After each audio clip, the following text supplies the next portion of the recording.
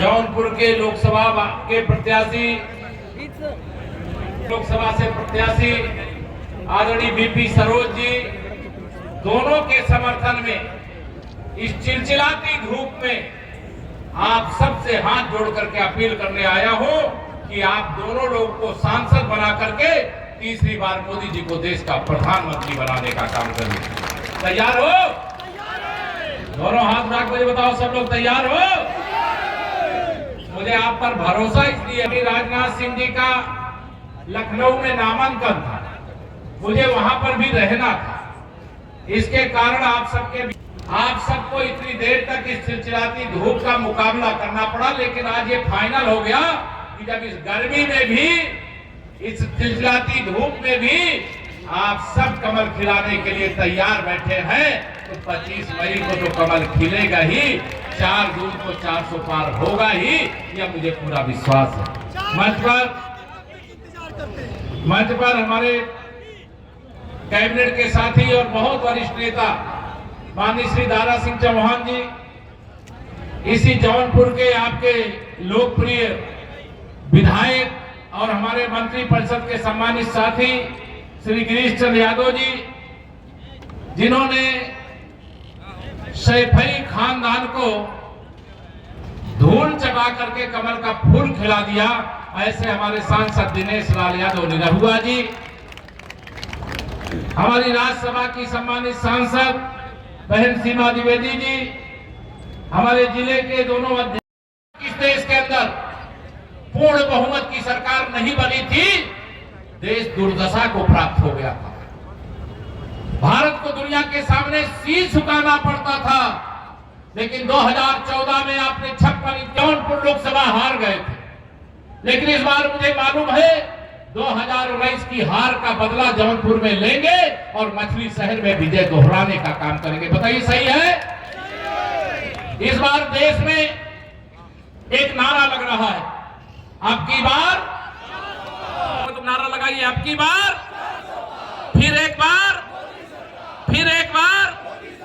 यह लक्ष्य अर्जित करने के लिए, हमें 400 पार करने के लिए लोकसभा सीटें भारतीय जनता पार्टी और गठबंधन, मैं एडवांस पे 16 सीटों को जीतने की आपको बधाई दे सकता हूं। वहां कमल खिल चुका है।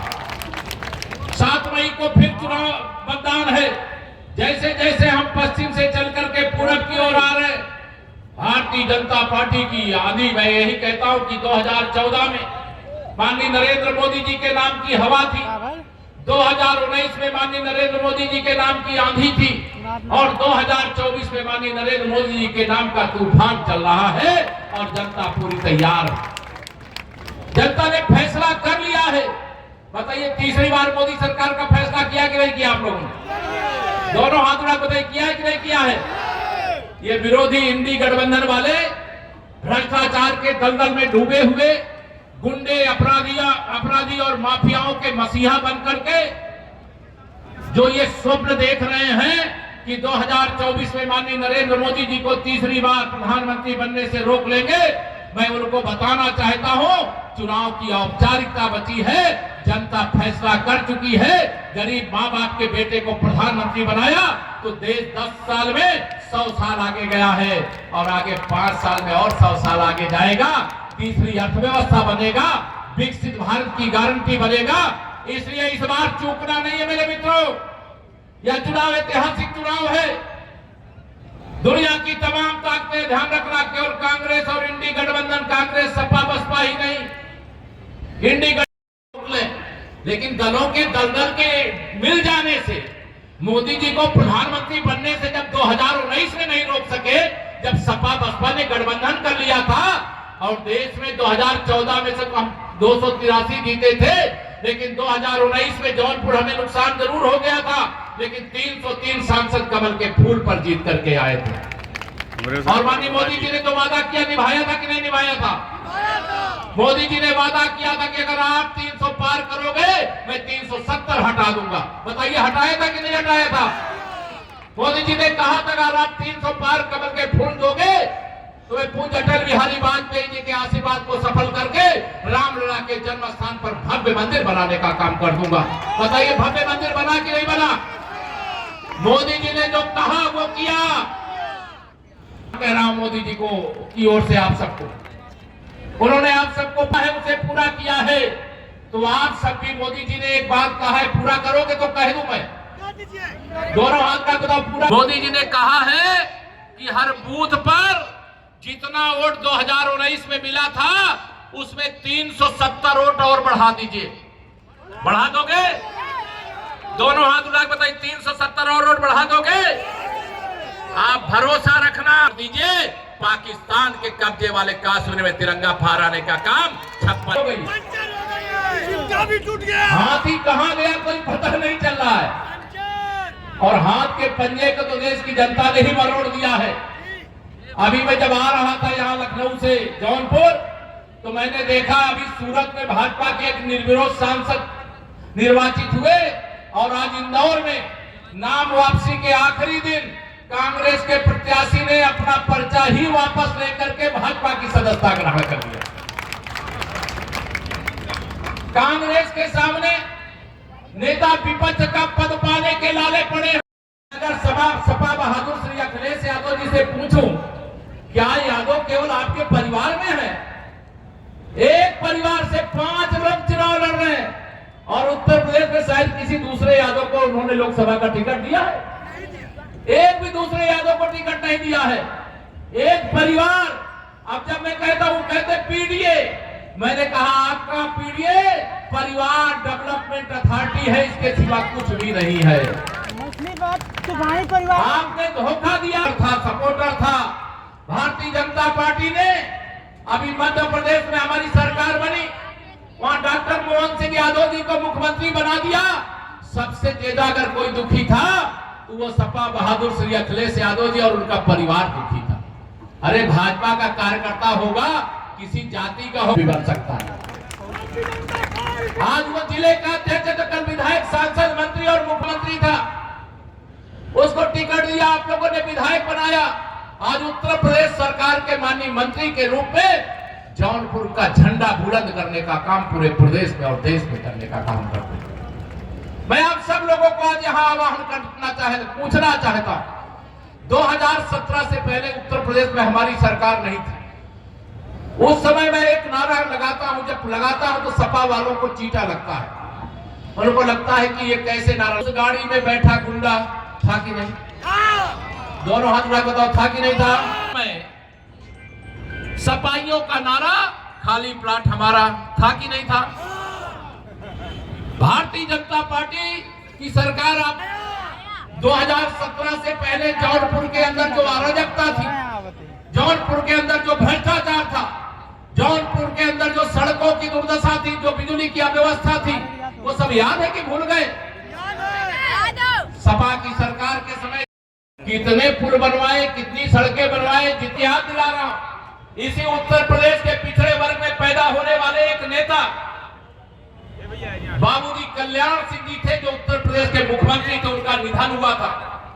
ये 500 मीटर दूर बैठे थे, उनका 100 विधानसभा के परिसर में रखा था, उनको ये पुष्पांजलि देने के लिए नहीं आए थे। क्या अपराध था उनका? यही ना कि उनके मुख्यमंत्री रहते हुए 500 साल का कलंक 6 दिसंबर 92 को अयोध्या में मिट गया था। आप वोट बैंक की तलाश में हो। जिस कांग्रेस के साथ आपने गठबंधन किया है, उस कांग्रेस से पूछो। कर्नाटक में कांग्रेस की सरकार है और वहां के मुसलमानों को ओबीसी में शामिल कर दिया। हमारे देश में धर्म के आधार पर आरक्षण देना मना है, ओबीसी का आरक्षण छीन करके कांग्रेस ने मुसलमानों को दिया। क्या श्री अखिलेश यादव जी अपने मित्र राहुल गांधी जी से पूछोगे ये क्यों किया? आपके पास साहस नहीं है। आप पिछड़ों के हितैषी नहीं, पिछड़ों के वोट के भूखे लोग हो, अपना वोट बैंक तैयार करने वाले लोग हो। मैं इसलिए आज आप सब लोगों को मजबूत करने का काम करोगे। देखो कुछ लोग हाथ उठा, सब लोग बताओ हम करने का काम करोगे। आज मैं यही अपील करने आया हूं। बहुत देर से बैठे, अभी मुझे 2-3 और सभाओं के लिए यहां पर आना है।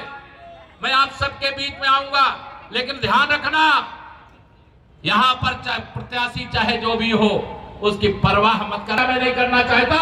आप सब जानते हैं मेरे मोदी जी ने एक निवेदन किया, कि आप सब इस देश में सामान्य नागरिक, एक देश में एक कानून होना चाहिए कि अलग अलग होना चाहिए?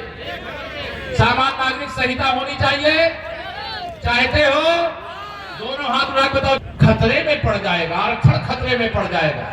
मेरे मित्रों, आप खूब अच्छी तरीके से समझ रहे हो, न लोकतंत्र को मोदी जी के रहते हुए खतरा है, न संविधान को खतरा है, और न आरक्षण को खतरा है। अगर खतरा है तो श्री राहुल गांधी जी, श्री अखिलेश यादव जी और बहन मायावती जी के राजनीतिक भविष्य को खतरा है। इनका अस्तित्व अब अंत की ओर है। तो यह गुमराह करने का काम करते हैं। आज सपा, बसपा, कांग्रेस ये सब आईसीयू में पड़े हुए, पड़े हैं कि नहीं बताओ? आईसीयू में पड़े हैं, और जो आईसीयू में पड़े हैं उनको ऑक्सीजन देना चाहिए क्या? 2024 की इस लोकसभा चुनाव में जब मतदान का दिन आएगा, किसी से डरोगे कि नहीं? डर जाओगे? दोनों हाथ उठा के डरोगे तो नहीं? 370 वोट हर बूथ पे बढ़ा लोगे? मोदी जी को समझ लेना, प्रत्याशी यहाँ पर कृपा शंकर सिंह और बीपी सरोज जी नहीं है। यहाँ प्रत्याशी माननीय नरेंद्र मोदी जी हैं, यहाँ प्रत्याशी योगी आदित्यनाथ जी हैं, यहाँ प्रत्याशी केशव प्रसाद मौर्य हैं, यहाँ प्रत्याशी दारा सिंह चौहान हैं, यहाँ प्रत्याशी दिनेश लाल यादव निरहुआ हैं, यहाँ प्रत्याशी मंच पर हमारे गिरीश जी हो, चाहे हमारे माननीय विधायक हो, जो हमारा नेता, सब प्रत्याशी हैं। और आप अपने अपने बूथ के प्रधानमंत्री भी हो, मुख्यमंत्री भी हो, मंत्री भी हो, विधायक भी हो, सांसद भी हो। एक वादा मैं करना चाहता हूं, कर दो।